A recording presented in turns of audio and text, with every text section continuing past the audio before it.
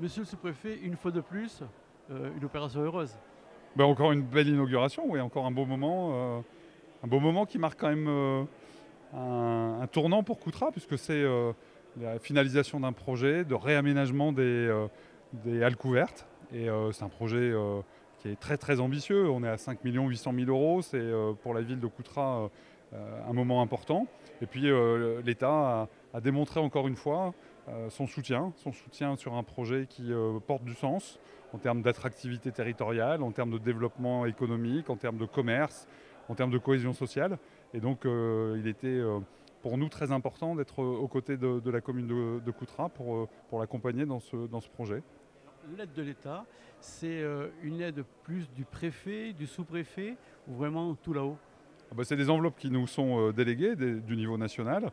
Et ensuite, c'est le préfet qui, à l'échelle départementale, arbitre en fonction des propositions qui lui sont faites et des projets qui me sont transmis par les élus, soumis par les élus. Et puis, donc, nous, on fait un petit filtre pour se rendre compte de des projets qui sont les plus pertinents, les plus novateurs et ceux sur lesquels il faut qu'on essaye de mobiliser des crédits, de l'argent public. Et là, j'ai réussi à accompagner ce projet-là, j'en suis ravi. C'est compliqué de convaincre le préfet? Non, c'est jamais compliqué de convaincre le préfet quand on a des projets comme cela parce que on est sur une ville de 9 000 habitants qui répond à un programme de réaménagement urbain, d'attractivité territoriale, je le disais. Et donc, quand j'ai présenté le projet au préfet, il n'y a eu aucune discussion sur la pertinence de venir soutenir financièrement cette collectivité. Et donc, aujourd'hui, c'est le résultat de travaux importants. Et on est ravis, après avoir posé la première pierre et maintenant quelques mois sous la pluie, de profiter du soleil pour inaugurer ce bâtiment. Et puis demain, il prendra effectivement vie et ça, c'est surtout le plus important. Madame la conseillère, vous êtes une partie prenante pour cette aide de Coutras.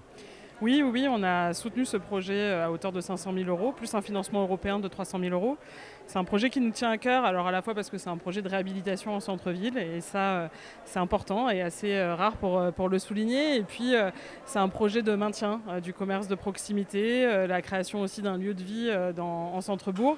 Et c'est important pour la région que ce type de projet puisse voir le jour partout sur la région Nouvelle-Aquitaine. Alors, ce projet, il est transpartisan. Oui, oui, oui. En fait, il y a beaucoup de financeurs publics et en fait, c'est un objet public avant tout. Et je salue notamment Laurence Roued, vice-présidente de la région, qui a vraiment soutenu fort ce projet dans le contrat de territoire que l'on a sur ce territoire du Libournais. Et voilà, et on voit que les partenaires, quand il s'agit de projets qui sont ambitieux, qui sont au service de la population, sont au rendez-vous et c'est ce qui permet que ces projets voient le jour. C'est des moments plaisants pour vous? Oui, c'est des moments très plaisants. Des fois, on fait des poses de première pierre, mais c'est sûr qu'inaugurer des lieux qui vont ouvrir demain, c'est voir la réalisation concrète de projets que l'on soutient, que l'on accompagne. Et en plus, c'est un projet qui a la conjoncture de plusieurs compétences de la région. On parlait du développement économique, il y a le volet aussi patrimonial. Et puis, finalement, créer des lieux de vie, des places publiques couvertes, c'est aussi des espaces qui feront lien social. Et donc ça nous tient particulièrement à cœur. Beaucoup de projets de ce type en Nouvelle-Aquitaine? Alors on a financé beaucoup de projets de halles en région Nouvelle-Aquitaine. On a aussi des projets de réhabilitation de logements en centre-ville. On travaille aussi sur le maintien du dernier commerce dans les petites centralités ou même en milieu très rural parce que ça nous semble important d'avoir des commerces qui sont maintenus pour justement garantir l'accès à tous à une boulangerie, au service de poste et puis au service public aussi, et ça nous tient à cœur, et dans la mesure de ce qu'on peut faire, on est partie prenante, voire force qui arrive à déclencher ce type de projet, à aller jusqu'au bout. Parce que les services publics, de plus en plus, ils ferment leurs portes. Alors malheureusement oui, c'est un constat qu'on partage avec beaucoup, mais on arrive à essayer de faire à être plusieurs pour demander le maintien de certains services de proximité. Et puis c'est aussi comment on recrée des formes de services, je pense notamment aux maisons de santé qui voient le jour, qu'on accompagne aussi, ou comment on arrive aussi à sédentariser des médecins, des assistantes à domicile, comment on fait en sorte que sur toute la région Nouvelle-Aquitaine, finalement, on puisse avoir à chaque fois accès aux premiers services de proximité et aux services publics. Monsieur l'architecte, c'était compliqué de faire ce projet? Ce qui a été, la complexité, c'était d'arriver à faire en sorte que la dimension technique du bâtiment se fasse oublier pour être au service de son usage, les commerçants, le restaurant, l'expo. Voilà, c'est là la principale difficulté, c'est-à-dire que finalement, comme on travaille sur de l'existant, ça a ses propres limites. Donc voilà, c'était une complexité, mais qui est aussi un plaisir d'architecture, c'est vraiment d'arriver à garder l'esprit du projet et d'être très exigeant sur les locaux techniques, l'ascenseur, l'escalier, tout choses comme ça. Il y a un petit escalier secours qui est caché derrière, les locaux techniques qui sont en sous-sol. Enfin voilà, c'est justement de laisser justement au service d'un bâtiment pour son usage. Ça, c'est ce qui nous a le plus... Alors voilà, après, puis il y a toute l'élaboration pour arriver à ce niveau d'excellence sur le réglage des vitrages pour que justement il y ait un bon rapport de proportion entre les poteaux acier courbes, le réglage de la courbe. Voilà, c'était tout comme ça. Mais évidemment, ça, c'est tout un partenariat avec des super entreprises, Delo, Coveris, Cobalto. Enfin, tout le monde a aussi joué le jeu. Les ingénieurs du CETAB, notre économiste, notre OPC. Voilà, c'est toute cette équipe, je le redis à chaque fois, on n'est pas comme ça si on n'a pas toute cette équipe avec nous, et c'est eux qui à chaque fois nous ont amené aussi plein de solutions. Et ça aussi c'est très qualitatif parce que derrière il y a la main de l'artisan qui sait, il y a la main de l'entreprise de façade qui a une grande expertise, qui a mis toute son expertise autant pour Koutras que pour LVMH ou d'autres grands clients. Voilà, ils se sont passionnés aussi pour ce dossier. Et ça, c'est une chance énorme pour nous parce que derrière, c'est eux qui nous accompagnent. Voilà. Alors, là, l'architecture, ça ressemble énormément à une cathédrale de verre. Ouais. Et comment est venue cette idée ? En fait, quand on a découvert la halle d'origine, elle était extrêmement sombre. Et on s'est dit, il faut donc sombre. La première intuition, c'était il faut amener de la verticalité. Et puis il faut faire un lien avec le passé aussi des halles Baltard, voilà. Et qu'aujourd'hui, grâce justement aux nouvelles techniques de traitement des vitrages, des nouveaux systèmes de ventilation, on peut se réautoriser à faire de l'architecture de verre transparente parce que justement, on a cette technique bioclimatique qui nous permet de l'envisager. Et tout de suite, je voulais absolument verticaliser, amener de la lumière. Et aussi, le programme nous demandait d'avoir ces différentes fonctions. Et je ne voulais pas avoir un bâtiment en 3 morceaux, le resto ici, l'expo là. Je voulais que quand on vient voir l'expo, on voit le petit bar, on a envie d'aller et inversement. Et donc là aussi, travailler, voyons, ça marche plutôt bien, on voit des transparences. Donc réunir l'ensemble de tous ces 3 programmes qui sont alors resto, halle, à la rigueur c'est assez classique, mais venir amener une expo sur l'histoire, la mémoire de Koutras, c'est un petit peu plus insolite. Et donc voilà, le dessin est arrivé assez vite en fait. C'est un moment, puis c'est vrai que moi je suis assez passionné sur l'architecture d'acier. J'adore ça, j'ai vraiment un goût personnel pour cette architecture, avec ses formes un peu gothiques comme ça. Voilà, ça me passionne, donc j'ai voulu aussi l'offrir. Et puis carrément jouer complètement le contraste, parce que l'ancienne halle est plutôt dans l'emploi à 2 pentes, dans des pentes girondines assez classiques, et de venir amener comme ça quelque chose qui allait crever le toit, mais finalement de façon assez discrète d'une certaine manière. Alors derrière on a fait attention aussi à amener et surtout tous ces jeux de miroirs. Ça par contre c'est ce qu'on découvre que quand le bâtiment est fait. On voit des transparences qu'on espère mais qui marchent. Le fait d'avoir aussi cette façade en retrait, avoir cet entre-deux, juste là où se tient le buffet aujourd'hui, ça aussi c'était une volonté de monsieur le maire pour avoir un lieu comme ça qui fonctionne vraiment comme les halles, avec les spécificités de Koutras, qui est un bâtiment qui est enchâssé dans le tissu urbain. Donc on avait 2 vestibules à traiter. On en parle peu, mais aussi on est assez content de la qualité de rapport à l'autre façade, parce que ça aussi, c'est pas... Alors c'est assez... Voilà, on se dit c'est là l'entrée, mais on voulait, et c'était une demande des élus, qu'on soit un lieu de transit, on puisse y rentrer aussi depuis l'église romane, et que donc on a mis beaucoup d'efforts aussi sur la qualité de l'autre façade, avec ce nouvel emmarchement extrêmement, qui est un vrai parvis. Pour ceux qu'on connu avant, il y avait 2 jardinières avec des escaliers un peu fonctionnels. Là, on a vraiment aussi raccordé le bâtiment à l'urbain. Voilà.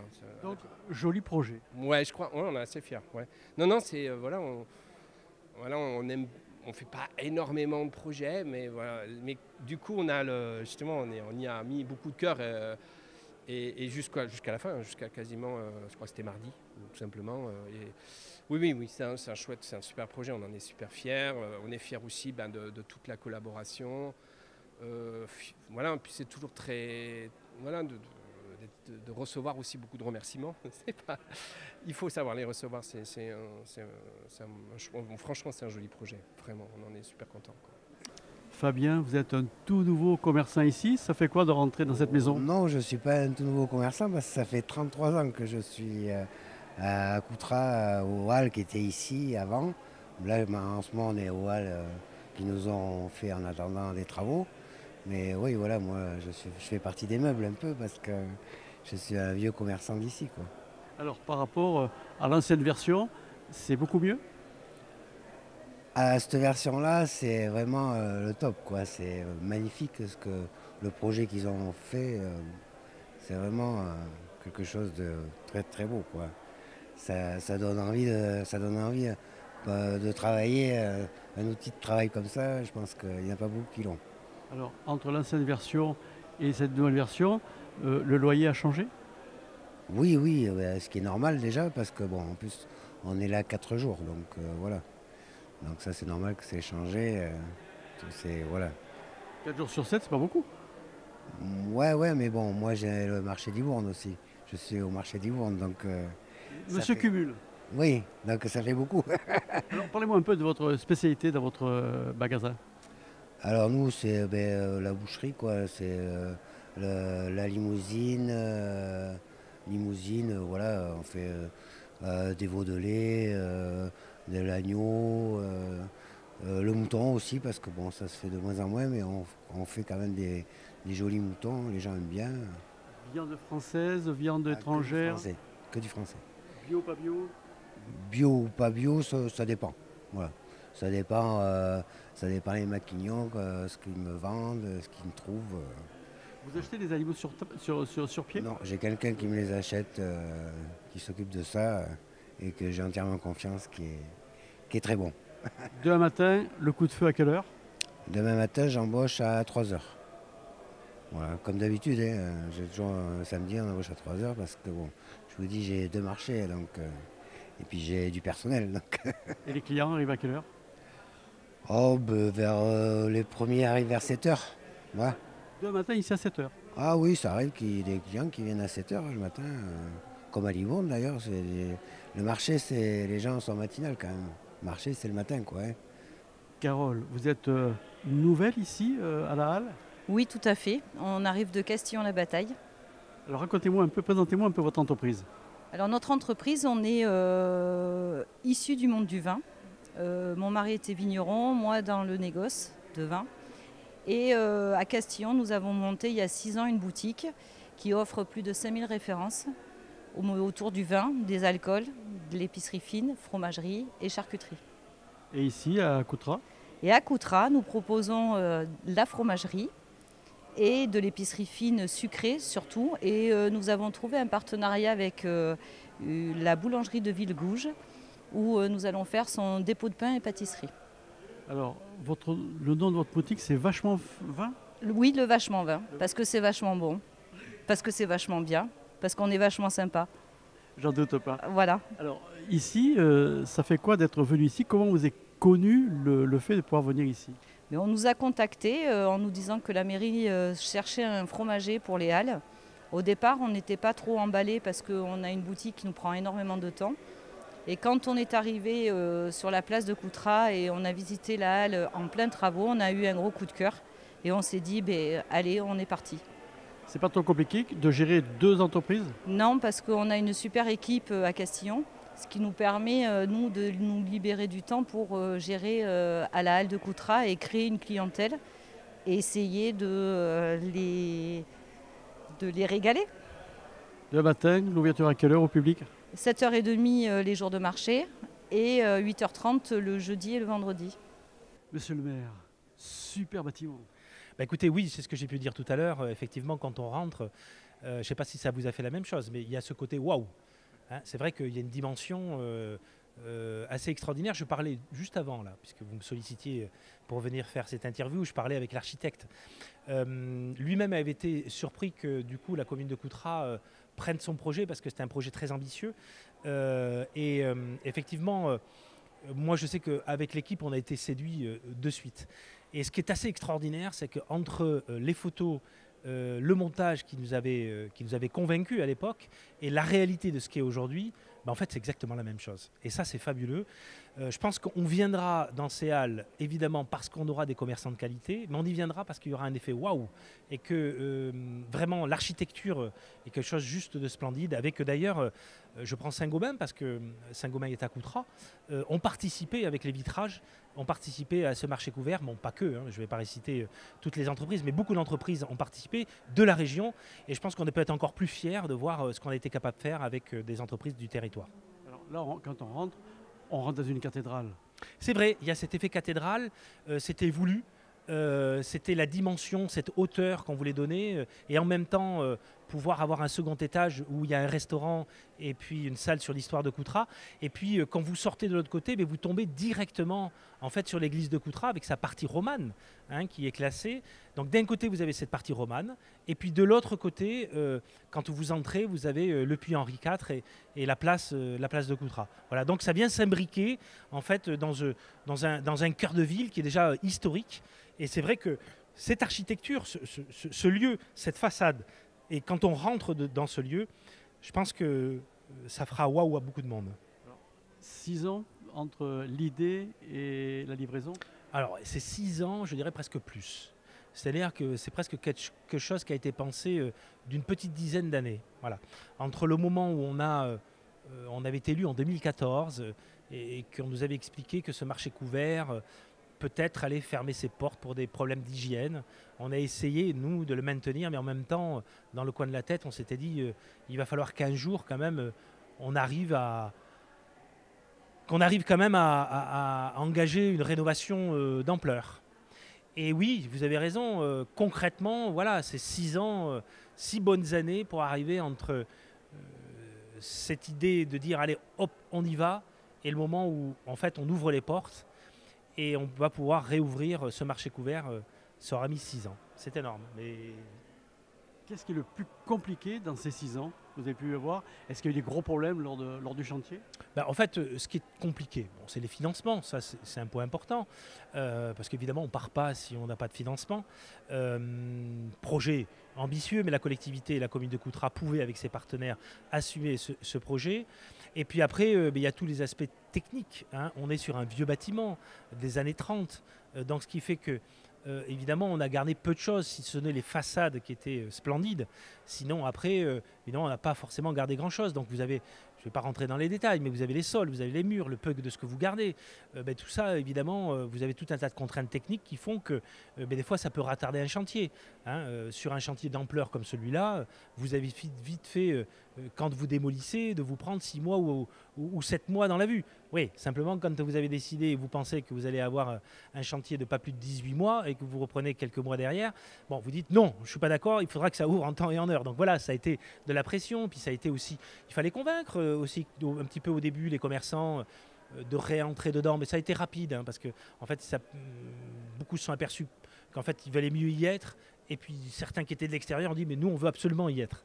Voilà, donc ça n'a pas été forcément très compliqué pour les commerçants à ce que ça puisse se remplir. Mais après c'est la coordination de tout. Ça n'a pas forcément été simple non plus pour le restaurateur à pouvoir avoir ses financements. Ça n'a pas été simple nous sur aussi la salle sur l'histoire de Coutras parce que ça demande un travail minutieux et long. Donc ça demande beaucoup de coordination. Voilà, donc c'est un ensemble qui fait que voilà, un projet comme celui-là, ça mobilise beaucoup de monde, ça mobilise beaucoup de services, et puis ça fait passer quelques sueurs froides. Un maire heureux. Un maire très heureux ce soir. Il faut le reconnaître parce que, non mais vous avez l'habitude de le dire et de me poser la question, donc je vous y répondrai évidemment toujours avec autant de sérieux. Non mais très heureux bien sûr. Très heureux parce que c'est un accomplissement pour la commune de Coutras, pour les Coutrillons, en premier lieu, mais aussi pour tout le territoire. Parce que ce projet dépasse, comme l'a dit Philippe tout à l'heure, qui dépasse l'échelle de la commune de Coutras. Les gens qui venaient au marché couvert et qui viennent au marché de Coutras ne sont pas que des Coutrions. Donc d'ailleurs, c'est pour ça aussi qu'on a pu avoir des financements qui viennent au-delà de Coutras. Il n'y a pas que Coutras qu'à financer. Donc voilà, oui, très heureux. Très heureux parce que je pense qu'on marque l'histoire avec ce marché couvert. Merci, monsieur le maire. Voilà, donc moi je vous donne rendez-vous très bientôt sur Aquitaine. N'hésitez pas à venir voir ici les halles de Justin Lucot, ici à Coutras. Merci, bonne soirée et portez-vous bien. À bientôt.